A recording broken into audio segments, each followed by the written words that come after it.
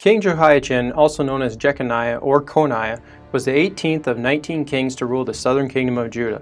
His very short 3-month reign is covered in 2 Kings, 2 Chronicles, and the book of Jeremiah. Even though his reign was so short, the events of his lifetime are significant in validating biblical history, along with the fact that he is listed as the ancestor to Jesus in the Gospel of Matthew. As such, showing evidence for his existence and the events of his life will provide assurance that the biblical accounts are historically reliable. His story starts with his grandfather Josiah being killed by Pharaoh Necho of Egypt in 609 BC at the Battle of Megiddo. His uncle Jehoahaz was appointed king by the common people of Israel. This detail says something because only prophets could anoint kings. Jehoahaz ruled only 3 months as Necho removed him and appointed Jehoiachin's father Eliakim as king. Necho renamed him Jehoiakim as an example to the people of Judah that they were now considered a vassal state of Egypt. In 605 BC, the Babylonian army under Nebuchadnezzar conducted its first siege of Jerusalem and took captives like Daniel back to Babylon.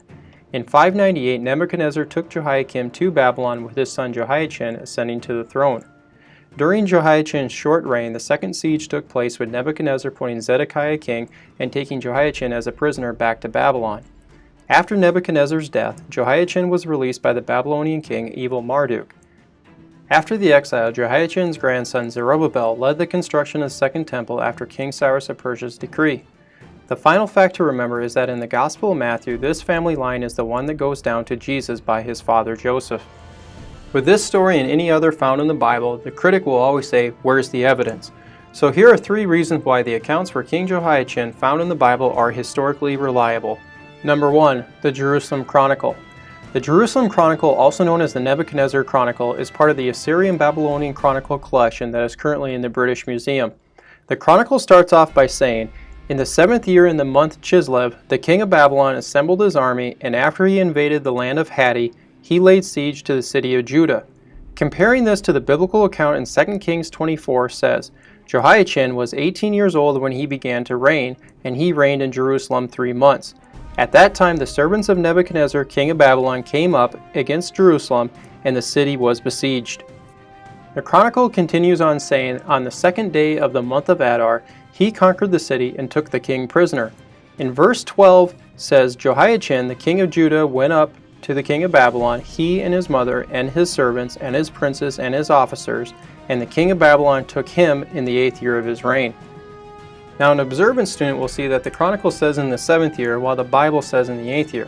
This might sound problematic, but they are referring to the same year because of the counting methods that each culture used. Judah used non-accession while the Babylonians used accession, so the dates do in fact match. The Chronicle goes on to say that Nebuchadnezzar installed in his place a king of his own choice, and after he had received rich tribute, he sent forth to Babylon. The Bible says that the king of Babylon made Mattaniah his father's brother's king in his stead, and changed his name to Zedekiah. We can easily see that the accounts in the Chronicle and in the Bible perfectly match. Another detail on the Chronicle is its reference to Nebuchadnezzar left after receiving a rich tribute. The Bible says, "And he carried out thence all the treasures of the house of the Lord, and the treasures of the king's house, and cut in pieces all the vessels of gold which Solomon king of Israel had made in the temple of the Lord, as the Lord had said." This connection gives validation that King Solomon was real and the temple was built by him. The last part of verse 13, "as the Lord had said," is referring to the Babylonian prophecy found in Isaiah 39. Prophesied over 100 years earlier, Isaiah said, "Behold, the days come, that all is in thine house, and that which thy fathers have laid up until store unto this day, shall be carried to Babylon, nothing shall be left, saith the Lord." Number 2. The Jehoiachin Ration Tablets. After 37 years in prison, 2 Kings and the book of Jeremiah both close off saying that Jehoiachin was released by King Evil-Marduk of Babylon. Currently held in the Pergamum Museum in Berlin, the tablets can be seen there along with the famous Pergamum Temple and the Babylonian Ishtar Gate. From one tablet we can see Jehoiachin's name, Jehoiachin, king of Judah. When you see the IA, you can think J in translation. The Bible says that Jehoiachin's princes or sons also went with him. We see in the tablets that his sons were appointed rations as well, confirming the Bible's description. On one tablet, it is noticeable that there are either 5 or 6 sons with Jehoiachin, as the word son in those cultures could be merely used as a descendant or a relative. If we take that there were 6 sons counted by the Babylonians, and compare it to the ones listed in 1 Chronicles 3:17-18, that it says that he had 8 sons. The tablet in the Bible actually match, as Aser and Shealtiel are sons born after the exile, with verse 18 listing 6 sons that would have went into captivity with Jehoiachin. The last remark in both 2 Kings and the book of Jeremiah are about Jehoiachin's release, and that he was elevated above other captive kings in Babylon and received a continual portion of a king. When comparing this detail to one of the Ration tablets, we see Jehoiachin was receiving up to 20 times as much as other captives. Number 3.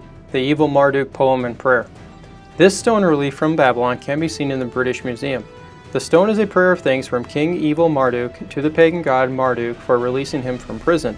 It is said that Evil-Marduk went to prison by a court conspiracy, then released in 566 BC. It is here that he potentially met Jehoiachin and that they became friends, which is why Jehoiachin is released in Evil-Marduk's very first year as king. We can map Jehoiachin's 37 years in prison up to the 562-561 time frame. Secular history records Nebuchadnezzar ruling 43 years, with Evil-Marduk ascending to the throne for 2 years. As we can see below is that the biblical events match perfectly. This is not coincidence because Bible history is real history.